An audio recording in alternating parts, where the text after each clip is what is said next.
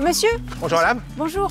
Est-ce que je peux laisser mon vélo ici? Je vais chez Fiami, le dessinateur. Oh, je veux pas vous le piquer, votre vélo. Oh, j'espère. Mais dites voir, votre tête me dit quelque chose. Vous seriez pas dessinatrice, vous? Oui?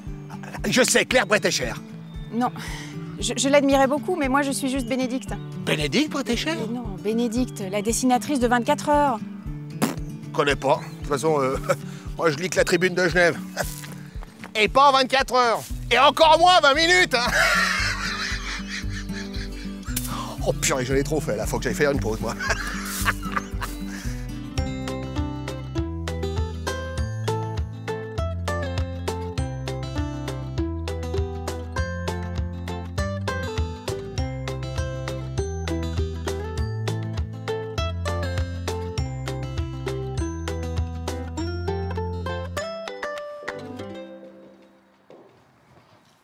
Bénédicte, quelle Bonjour. surprise! Ah oui. Mais bienvenue! Eh ben, tu vois, c'est moi. Tu m'as amené un beau verre, dis donc. Celui-là, il est merveilleux. Ah oui. Un jour, deux pèlerins sur le sable rencontrent une huître que le flot y venait d'apporter. Je trouve que c'est un des plus beaux vers de La Fontaine. Ouh, carrément. Ah ouais, Écoute, écoute. c'est vrai qu'il fait penser à la vague, le flot de la mer, c'est vrai. Il nous emporte. Moi, j'entends la mer qui arrive et qui se retire. Un jour, deux pèlerins sur le sable rencontrent une huître que le flot y venait d'apporter. Je trouve que c'est une mélodie, c'est juste magnifique. Et la suite aussi, hein, mais c'est vrai que je ne le connais pas par cœur, celui-là. D'accord. Alors d'abord, bienvenue dans mon atelier. Est-ce que ça te plaît? Tu t'y sens bien? Ah oui, c'est magnifique. Ouais. C'est un atelier de dessinateur ou d'écrivain? Parce que là... C'est un petit peu les deux. Tu vois, moi c'est un de mes plaisirs avec ce projet autour de La Fontaine, donc qui me porte depuis bientôt quelques années, c'est que j'arrive à combiner des plaisirs différents. Un, c'est celui des mots, de l'écriture de La Fontaine. Et puis ce que j'adore aussi, c'est mettre des couleurs. Donc les couleurs que je pose sur les mots n'ont aucune autre signification. C'est pas de la grammaire, tu me rassures là. Du tout, du tout. Il n'y a pas de premier groupe, de groupe vert ou de groupe rouge. C'est juste pour chatouiller un petit peu les yeux, tu vois, pour attirer sur quelques mots, pour attirer le regard sur quelques mots. Donc, Pour voilà. dire, voilà, le mot la joie est un mot bleu, par exemple. Il est bleu, il aurait pu être vert. D'accord, il aurait pu être rouge. Là, je ne sais pas pourquoi il a fini en bleu, mais disons, on est attiré tout d'un coup par ce mot-là. Donc voilà. Et alors, si je t'ai invité aujourd'hui dans cet atelier rempli de mots et d'images, c'est parce qu'on fête cette année le 400e anniversaire de la naissance de... La Fontaine. La question que je me pose, c'est est-ce que toi, tu connais un peu La Fontaine? Est-ce que tu l'aimes? Est-ce qu'on peut ne pas connaître La Fontaine? Non, impossible. Voilà. Donc toi, tu le connais depuis quand, par exemple? Mon plus vieux souvenir, c'est l'école, mais je l'avais peut-être connu avant. Moi, je pouvais apprendre très vite une fable. Il suffisait de se souvenir de l'agencement des événements, et puis en plus, il y avait la rime qui nous aidait, tandis qu'il me fallait 6 mois pour une table de multiplication et 10 minutes pour la fable. Tu vois. D'accord. C'était un plaisir aussi. En regardant une nouvelle fois tes dessins, je me suis aperçu que la plupart de tes dessins sont sans bulles. Très souvent, tu t'aides avec un carton, tu t'aides avec un décor, il y a un texte dans le fond, mais finalement, tu ne mets pas toujours des dialogues. Non, Moi, s'en faut. Hein. Je les évite quand je peux. Ah, carrément, tu cherches à les éviter. En fait, je cherche à éviter un peu tout. Je cherche à épurer, donc pas seulement les textes, mais je mets le moins d'éléments possible. Alors, il ne faut pas que ça fasse vide, mais je vais chercher la simplicité pour être plus... Pour aller droit au but. Ouais, voilà. Non le plus concise, le plus précise possible, voilà, non? pour être plus efficace, il faut être simple. Dans le dessin d'humour, je dirais. Ouais. Moi, je trouve que tu as plusieurs points communs avec La Fontaine, si je peux me permettre. Le premier, c'est que tu as un sens de l'humour formidable, légèrement absurde. Tu as un regard toujours décalé. D'ailleurs, moi, ce qui me plaît beaucoup, je trouve qu'une des forces de tes personnages, c'est leur regard. Ils ont toujours l'œil un petit peu déconneur. Il y a toujours l'œil qui part un petit peu, on se dit « Ah ouais, celui-là, on ne sait jamais si... » Tu vois, il faut lire un petit peu entre les lignes de ce que tu dis, comme il faut lire entre les lignes de La Fontaine.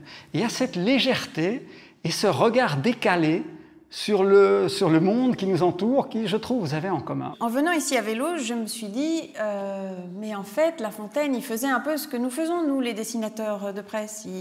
Il va raconter une vérité un peu dérangeante et pas toujours drôle, mais il va le raconter de manière un petit peu détournée, avec des personnages fictifs, une mise en scène absurde, et puis il va faire passer un message avec quelque chose d'humoristique et d'agréable. Est-ce que toi qui as appris ces fables quand tu étais petite, est-ce que par exemple tes enfants ont aussi appris des fables, ou est-ce que tu leur en as lu, est-ce que vous en avez partagé? Alors elles ont plutôt étudié ça à l'école. Donc elles ont eu ça comme sujet? Alors l'aînée a eu ça comme sujet. Elle m'a dit « je comprends pas les mots ». Ah ouais. Je dis, tu rigoles ou quoi? Alors, je prends le livre et puis là, je me dis, ah oui, quand même. J'ai pris donc ma fable préférée, le chien et le loup. Le loup et le chien, ouais, pardon. Ouais. Je me suis rendu compte que c'est vrai que le français était assez éloigné de ce qu'elle connaissait. Ouais. Mais c'est très intéressant que tu me dis que c'est ta fable préférée. Oui. C'est une merveille, non? Ah, mais bien sûr. Ah ouais. Qu'est-ce que tu aimes dans cette fable? Ce que j'aime dans cette fable, c'est « il importe si bien » que tous vos repas. Que tous vos repas, je ne veux en aucune sorte et ne voudrais pas même à ce prix un trésor. Cela dit, Maître Loup s'enfuit et... Et court encore. Oui, ça c'est un peu exagéré. Hein. Ah non, parce qu'il court toujours, je viens de le voir passer. Alors, il y a une autre fable qui est merveilleuse, c'est bien sûr l'huître et les plaideurs. Voilà. Bon, moi, mon personnage préféré dans cette fable, c'est tout de même l'huître. D'accord. Ah ben alors... J'étais très déçue en lisant qu'elle n'ait pas un rôle un peu plus... Ah, tu t'attendais à une huître... J'attendais qu'elle parle. Je me dis, mais que va dire l'huître quand j'ai lu le titre? Parce que je ne connaissais pas cette fable, donc c'était une découverte. L'huître et les plaideurs, formidable. Qu'est-ce qu'elle va les rouler dans la farine et tout? Pas du tout, pas du tout. C'est elle qui se fait rouler, d'ailleurs, oui, le plus. Mais tu as tout à fait raison, l'huître ne parle pas. L'huître ne parle pas, alors que La Fontaine fait parler pratiquement tout le monde. Il fait parler les trois règnes. Des objets. Exactement. Exactement. Mais là, l'huître elle passe de main en main, mais elle ne parle pas. Et pourtant, c'est le personnage principal de cette fable. Ce que je te propose maintenant, c'est comme avec chaque dessinateur qui me font l'honneur de venir dans cet atelier, c'est que tu nous illustres la fable du jour. Donc, et la fable du jour, c'est l'huître et les plaideurs.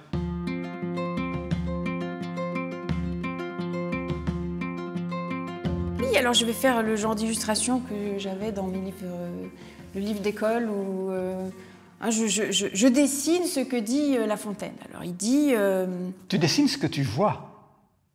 Parce que La Fontaine dit quelque chose, et peut-être que toi, tu vois autre chose. En tout cas, j'ai entendu que la scène où les deux pèlerins ont envie de l'huître est une scène assez drôle. Il la montre du doigt. Il l'avale des yeux, du doigt, et il se la montre. Alors, il commence par l'avaler du regard. Je vais essayer de faire un pèlerin qui avale l'huître du regard. Est-ce que toi, tu manges tes plats avec les yeux aussi?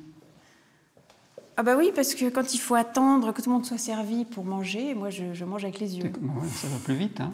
Les yeux, le nez, enfin tout. Il a un bâton, peut-être, de pèlerin. Ouais.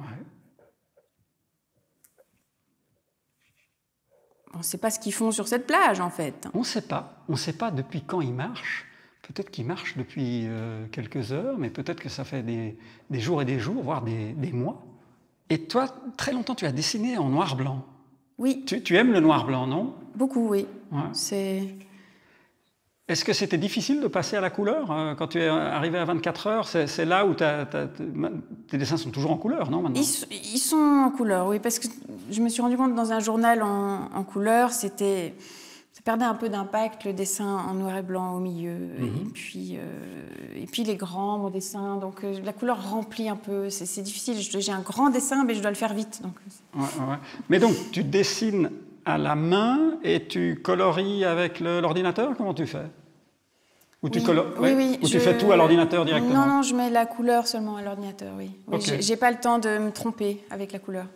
Ce serait une catastrophe si je faisais couleur à l'aquarelle, puis ça donne pas. Il faut tout recommencer. Donc comme ça, tu peux revenir, tu peux changer plus rapidement si jamais, d'accord. Voilà. Donc il en est où là, notre plaideur? Alors j'ai un plaideur. Ouais. Et puis ben voilà, on a 2 pèlerins. Alors quand je dessine, je prends la tête de ce que je dessine.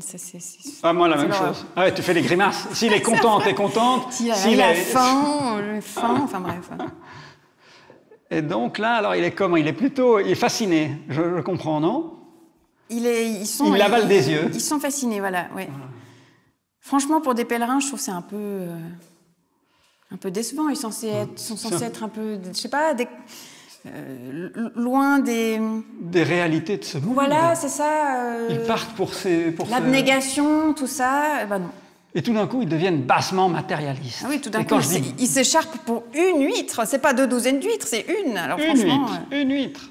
À chaque fois que je partage une fable avec quelqu'un d'autre, à chaque fois, j'ai une autre vision. Les gens voient bien la trame, tout ça, mais chacun y voit encore autre chose, et ça m'épate à tous les coups. Bon, alors, il y a un pèlerin qui est un peu plus petit que l'autre. Hein. Oui, c'est pas grave, moi ça me va très bien. Ça me va très bien. Il y a un petit pèlerin et un grand pèlerin. Ah ouais, voilà. Non, ils sont bien ces pèlerins. Ça, c'est des beaux pèlerins. Ah ouais, non, ils sont excellents. Alors. Il l'avale vraiment des yeux. Et du doigt, il se la montre. Voilà. Ah, et là, il y a... Alors, je dessine le ressac, n'est-ce pas, de l'eau. C'est comment déjà? 2 pèlerins. Un jour, 2 pèlerins sur le sable rencontrent. L'eau arrive. Une huître que... Le flot, il venait d'apporter. L'eau se retire. Voilà.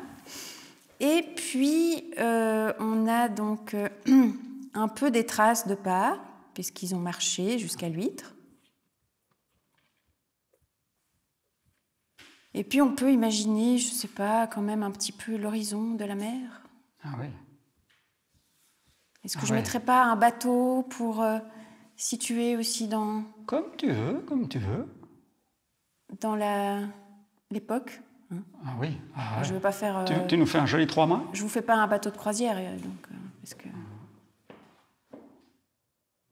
Alors, bon, pour le costume, hein, je vais lui mettre un peu ce genre de pantalon bouffant. C'est pas très documenté, mais... Mais c'est d'époque.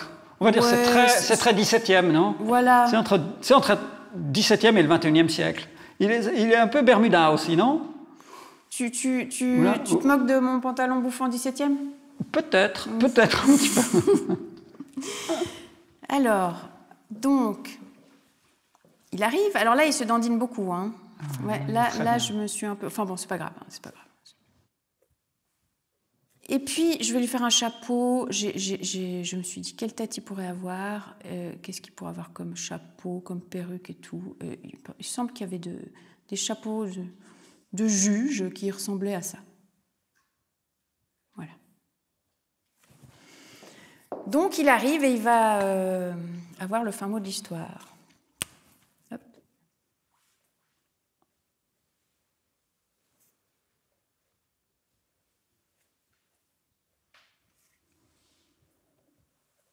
C'est une huître bavarde?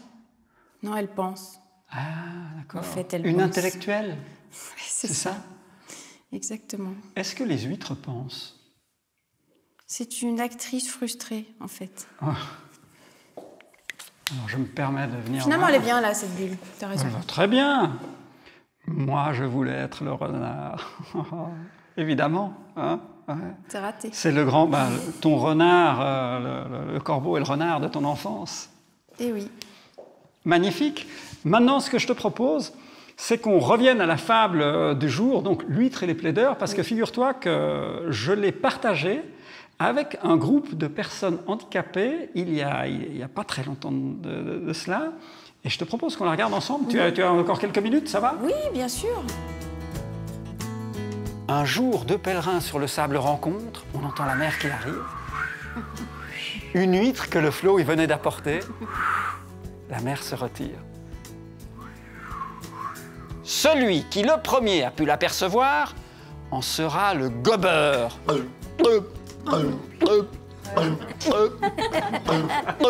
Qu'est-ce qui compte? Celui qui l'a vu ou celui qui l'a senti en premier? Perrin, ouvre l'huître et la gruge. Elles sont grosses, vos huîtres, monsieur. Mais donc, alors, finalement, le juge était bon? Oui. Oui. Donc, est-ce que c'est un bon juge? Non. Attendez, il faudrait savoir. Vous m'avez dit que c'était un bon juge. Bah, c'est génial, hein. On voit C'était merveilleux. que les gens adorent, enfin que ça parle vraiment aux gens, c'est vrai. Ça m'étonne pas, en fait. Je te dis, ils s'amusent. En fait, on s'amuse, tu sais. Moi, je fais cette série parce que j'ai envie de m'amuser. Et les fables, ça permet de partir et de partager le bonheur, en fait. Les fables, c'est du bonheur, et le bonheur, il est fait pour être partagé. En tout cas, aujourd'hui, pour le grand public, il a raflé le nom de fable. Ah ouais, c'est le père des fables. On dit fable, on dit La Fontaine. Fable? Ouais. Fable? La Fontaine. Ah, voilà. Ça marche. Ouais, ça marche à tous les coups. Écoute, Bénédicte, je te remercie. Je te remercie vraiment beaucoup d'être venu, d'avoir pris le temps. Je sais que tu as un dessin à faire. Oui. Et donc, oui, je t'abandonne à tes crayons et je te laisse courir. Je vais filer. Ou plutôt pédaler, puisque tu es venue c'est ça. à vélo, sois prudente. Bon retour prochaine. et une autre fois. Je file. Ciao, Ciao. Bénédicte, merci.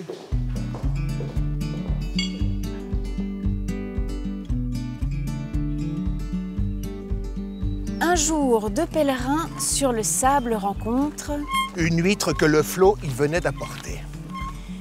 Un jour, deux pèlerins sur le sable rencontrent. Une huître que le flot y venait d'apporter. Un jour, deux pèlerins sur le sable rencontrent. Une huître que le flot y venait d'apporter. Un jour, deux pèlerins sur le sable rencontrent. Une huître